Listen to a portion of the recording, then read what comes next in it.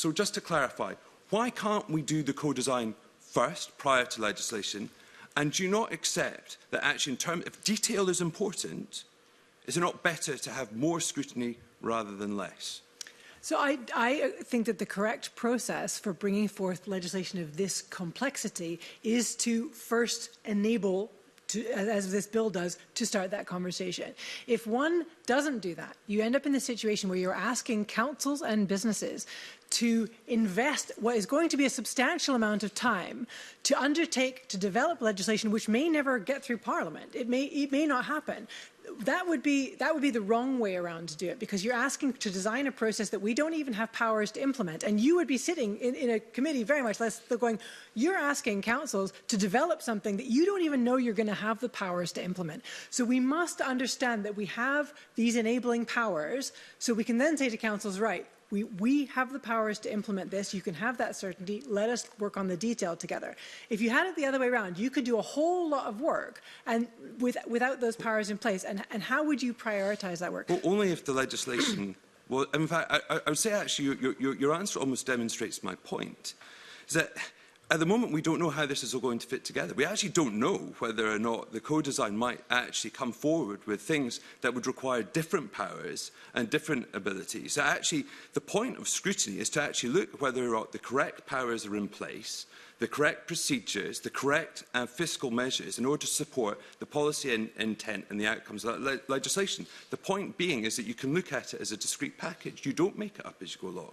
And what I also just fundamentally fail to understand is why doing the co-design first, so that actually those things can be explored. Local authorities can set out what powers they need, what financial considerations they need, so that you can ensure that the legislation is in place to make sure that it works. Why not just do that co-design first, up front, front-load it, prior to bringing forward legislation? I just don't understand. So this, with the, I think it's about 11 different provisions in this bill that I counted this morning, each of those provisions, or many of those provisions, are going to require co-design going forward. If we were to do co-design on single-use cups, on other products that we don't even know about yet, on different industries in terms of reporting, you would then have, what I think the member is trying to imagine, that we would then have primary legislation on each of these provisions going forward. No. Or you can't bring any legislation until you've done the co-design on all of those. And that isn't a sensible process. The sensible process is to set out what our intentions are. We have these targets to meet.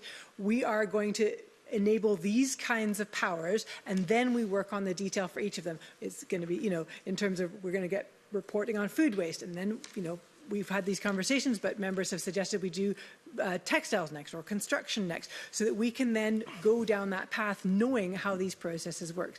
There are, of course, examples in other countries about how these regulations might look and might be implemented. So we can give an idea today of, and I've given several examples of the kind of things that we would bring forward with the bill. The point is that you need to have this framework in place to then hang those details off of. If you did the details first, you would end up with very cumbersome, very specific primary legislation, which you then would have to do all over again for every new product that you wanted to add to that. Well, I would suggest that it's up to the government to bring forward legislation that works, not legislation that doesn't. And I would also direct the Minister towards the official report after this, where I very clearly said that co-design could arrive at packages of measures to legislate together. So she might want to do that. Finally, is this not a bit of a Shakespeare-in-love approach to government? In that film where Geoffrey Rush, his character, was frequently asked how on earth they were going to bring it off, deliver the play, and he said, I don't know, it's a mystery. Is that not a little bit the case with this, where we've got a big plan, but we don't really know how it's going to be delivered? That's absolutely not the case. The legislation is only one piece of what we're doing here. Within the route map, our waste route map, it has all the provisions that we're looking at, and that, including matters around education, including matters around design, including matters around investment, including matters around research and development.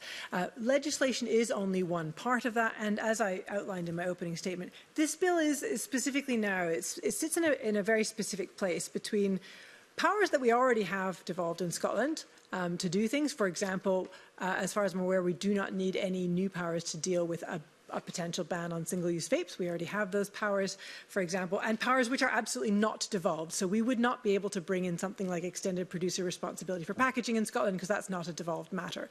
So this bill is specifically now in taking powers, enabling powers to start work on legislation and provisions that fit within a devolution settlement for a very specific purpose, and that is to help us on our journey to net zero, reduce waste, and unlock these business opportunities for local authorities, but also for the business community. So these powers in this bill are to unlock those. Now, once we know what those provisions are and how we can do them, then we can target them very specifically on some very urgent matters. You'll see from the Financial Memorandum how much handling disposable cup waste costs councils. We can all be outraged that perfectly good food and perfectly good clothing is being sent to landfill and incineration instead of to those who desperately need it. This bill unlocks us to be able to take those things forward, and it is the right and effective way to do that we unlock those, take that enabling powers, and then use them to target those specific areas of needs, efficiently and nimbly and proportionately.